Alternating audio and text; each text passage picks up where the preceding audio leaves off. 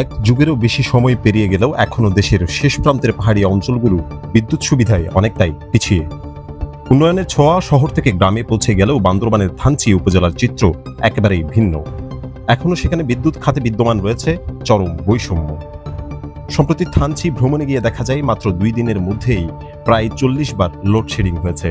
এই ঘন ঘন বিদ্যুৎ বিভ্রাটে ক্ষতিগ্রস্ত হচ্ছেন স্থানীয় দোকানদার ও ব্যবসায়ীরা।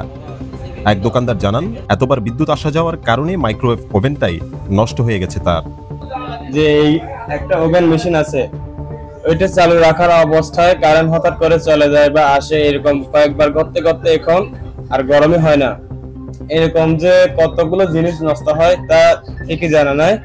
গরমের সময়ে বিদ্যুৎ না থাকায় শিশু, বৃদ্ধ সহ সব বয়সী মানুষকে হাত পাখা নিয়ে কষ্ট করতে দেখা যায়। তীব্র গরমে জীবন হয়ে উঠেছে দুর্বিষহ। বিদ্যুতের এমন বিভ্রাটের বিষয়ে জানতে চাইলে বান্দরবান বিদ্যুৎ বিতরণ বিভাগের আবাসিক প্রকৌশলীর কথায় স্পষ্ট ফুটে ওঠে দুর্গম এই উপজেলার জন্য আলাদা বিদ্যুৎ গ্রিডের অভাবের কথা। জানান, এখনো তাদের 2000 গ্রিড থেকে বিদ্যুৎ এনে থানচি উপজেলায় সরবরাহ করতে হয়। তবে এতবার লোডশেডিং এর বিষয়ে কোনো সদুত্তর মেলেনি তার কাছে।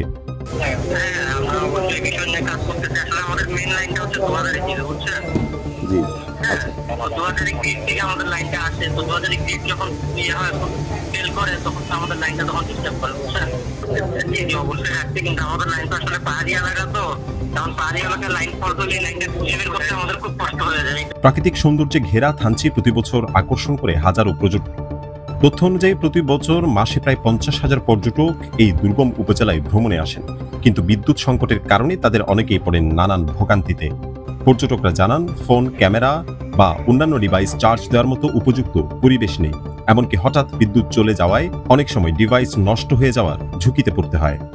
গত 3 দিন ধরে আমি থানচিতে অবস্থান করছি, যদিও চট্টগ্রাম শহর থেকে এসেছি, কিন্তু এসে এখান থেকে যে প্যারাটা খাচ্ছি সবচেয়ে বেশি হচ্ছে বিদ্যুৎ 2 মিনিট থাকে, 1 ঘন্টা থাকে না, এরকম একটা অবস্থা। ইভেন এখন বেলা 11টা বাজতে চললো, তা সত্ত্বেও বিদ্যুৎ না থাকায় বাইরে হাঁটতে বের হয়েছি। জি, যেমন আমি কালকে রাত আসার পরে আমি আমার যেহেতু পার্সোনাল ড্রোন, ক্যামেরা, গিয়ারস অনেকগুলোই থাকে, এগুলো একটা কন্টিনিউয়াস মানে সাপ্লাইয়ের মধ্যে থাকতে হয়। এখন ভোল্টেজ যখন আপ ডাউন করে এগুলাতে ইলেকট্রিসিটিতে অনেক সমস্যা হয়, যেমন চার্জ ঠিক মতো হয় না, সার্কিট জ্বলে যায় বা অনেক কিছু সমস্যা হয়। আর বিদ্যুতের এমন পরিস্থিতিতে ক্ষোভ ঝেড়েছেন হোটেল ও কটেজ ব্যবসায়ীরাও। একজন কটেজ ব্যবসায়ী জানান, ঘন ঘন বিদ্যুৎ চলে যাওয়ায় জেনারেটর চালাতে হয়, কিন্তু সেটা নিয়মিত চালিয়ে রাখতে খরচও পড়ে বেশি। আসলে বিদ্যুতের যে ব্যাপারটা, আমাদের এখানে যে টুরিস্ট তো বাহির থেকে আসে, অনেক দূর থেকে, ঢাকা থেকে, কুমিল্লা থেকে বা চট্টগ্রাম থেকে যারা আসে, বিদ্যুৎ হচ্ছে যে এমন একটা জিনিস যেটা হচ্ছে অনেক প্রয়োজন তাদের। হচ্ছে যে যেহেতু এখানে আসে, তারা ভিডিও টিডিও করে, ফোনের চার্জ, এরকম একটা ব্যাপার স্যাপার আছে। তো সেক্ষেত্রে হচ্ছে বিদ্যুৎ যে ঝামেলাগুলো করতেছে বিগত কয়েকদিন ধরে, এটা আসলে অসহনীয়। এ বিষয়ে থানচি উপজেলা নির্বাহী অফিসার মোহাম্মদ আব্দুল আল ফয়সাল জানান, বিদ্যুৎ সমস্যার বিষয়ে ওনারা অবগত আছেন এবং এটি সমাধানে সংশ্লিষ্ট বিভিন্ন মহলের সঙ্গে আলোচনা চলছে। পাশাপাশি লোডশেডিং কমাতে ও বিদ্যুৎ সরবরাহ বাড়াতে কিছু উদ্যোগও নেওয়া হয়েছে। দুর্গম উপজেলা, সবচেয়ে দূরবর্তী উপজেলা,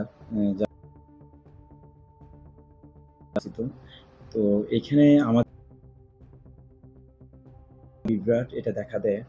এই বিষয়ে আমরা আমাদের যে অথরিটি রয়েছে, পিডিবি রয়েছে, এখানে বলার পরে তারা আমাদের বাংলাদেশ গভর্নমেন্টের সহায়তায় এখানে আমাদের সাবস্টেশন করার জন্য তারা অলরেডি যে এই সীমান্ত রোড বরাবর আমরা হয়তো আমরা বিদ্যুতের সরবরাহ স্টেশন। সার্বিকভাবে পর্যটন ও কৃষি নির্ভর এই উপজেলার সাধারণ মানুষ চান বিদ্যুৎ সরবরাহ যেন নিরবিচ্ছিন্ন হয় এবং দীর্ঘদিনের এই বৈষম্যের অবসান ঘটিয়ে উন্নয়নের মূল স্রোতে আসুক পাহাড়ু। বান্দরবান থেকে CN24 চট্টগ্রাম।